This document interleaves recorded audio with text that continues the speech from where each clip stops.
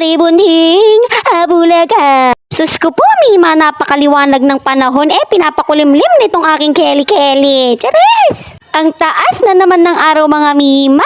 Ako'y tinanghali na naman ng gising. Abay, ewan ko nga rin ba, mga Mima, kung bakit naman napakatanghali ko gumising lately. Mayroon niya yatang 5 days. Sabagay, malapit na ang pasukan. Pinagigising na naman ng maaga. So, sulitin na natin pati tayo magbakasyon na rin. Ganun! Sabagay, ngayon mga Mima, wala naman masyadong bibili kasi nga wala pa tayong mga estudyante na bumibili ng kanilang mga baon. After kong magbukas ng tindahan at maglagay ng tela dun sa may harapan para hindi na mamatunaw ang aking mga candy sa Ginet, ako'y nangolekta na ng diaper ng bebo at ating itatapon nito ulit sa sako. Ang mga naiipon palang diaper ng bebo, mga Mima Bells ko, binabaon niya ng biyanan ko doon sa ilalim ng lupa. Kung nandiyan naman si RJ ang nagbabaon niyan sa ilalim ng lupa, pero kadalasan talaga yung biyanan kong lalaki. Yung paraan ng biyanan ko, mga Mima, para naman hindi na kami magtatapon ng diaper kung saan man. O, Jiva, gawin nyo na rin yun. Uy, hindi ka magiging palautos. Charis! Then dyan, kinakausap ko si Kuya Sander. Sabi ko, halika na, sumunod ka na sa akin at mag-almusal ka na. Di go naman siya. Siyempre mga Mima, sunod-sunod na yan, follow the leader. O, diba? Diyan na rin si Bebo. Susunod na rin yan kasi leader niya naman ng Kuya Sander. Pagpasok namin sa loob, syempre nag-prepared na ako ng almusal nila.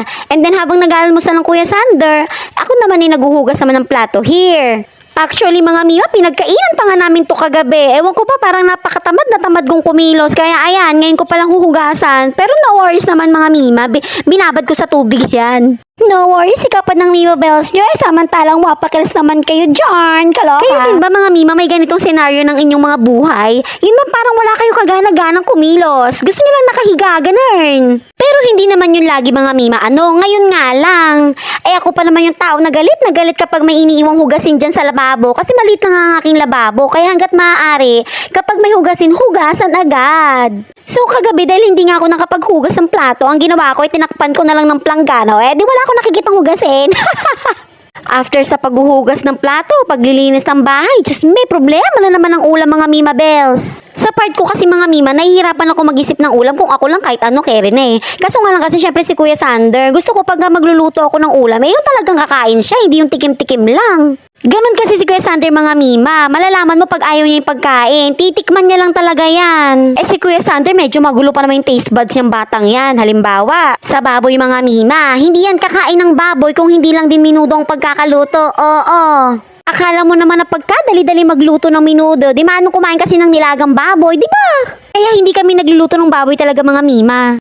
After ng lunchtime mga Mima, nagkaayaan ulit kami ng dalawa kong mga Junakis na magpunta na lang sa bahay nila Mother kasi sobrang tahimik doon sa aming lugar, kaloka. At saka wala rin masyadong nabili ngayon mga Mima Bells. Abay, tara na lang lumabas ng bahay. Ayan nga, kitang-kita nyo naman ang aking mga Junakis, lalo si Bebo. Tuwang-tuwa, syempre alam niya na, gagala na naman. Buti nga at nakisama ang panahon, ayan makulimlim, carry bells ng maglakad. Habang naglalakad ang aking mga Junakis, itong si Kuya Sander, meron siya nakitang puno ng bayabas.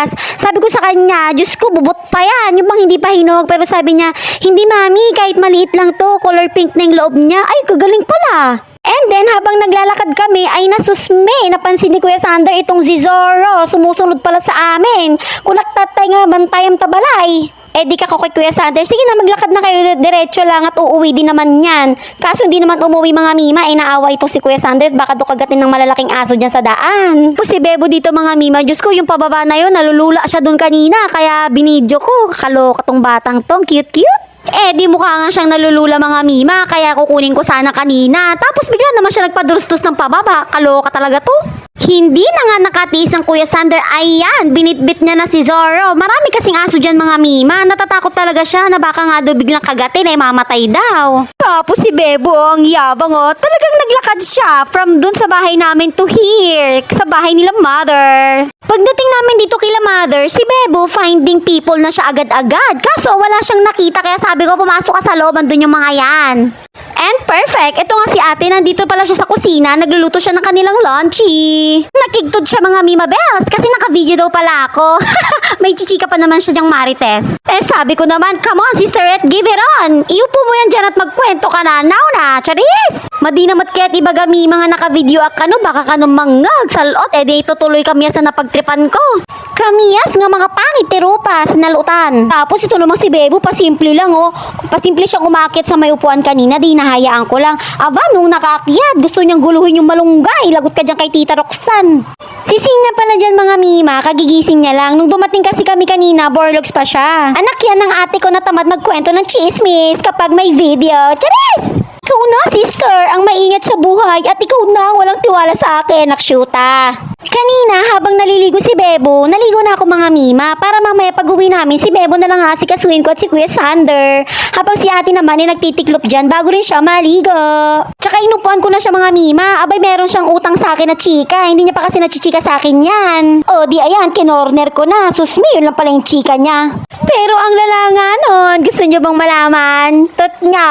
Charis! After naming magmaritesa ni ate at nagising na rin si Bebo, umuwi na rin kami mga Mima Bells kasi hapon na rin yan. Sus ko po, si Bebo binuhat ko na, abay ang arte, ayaw niyang maglakad. Kung ano ang kinasipag niyang naglakad papunta sa bahay nila mother, siya naman kinatamad niya nung pauwi na kami, kaloka. And then finally, we're here na dito sa bahay. Sus ko po, ang aking pawis hanggang leki-leki. Kung bakit man naman kasi hindi ko nabitbit ang trolley ni Bebo, ayan, tagaktak pawis tayo ng bongga. So, yun lang muna mga Mima. Hanggang dito na lang muna. Thank you for watching. Magpapahinga na muna ako. Bye-bye!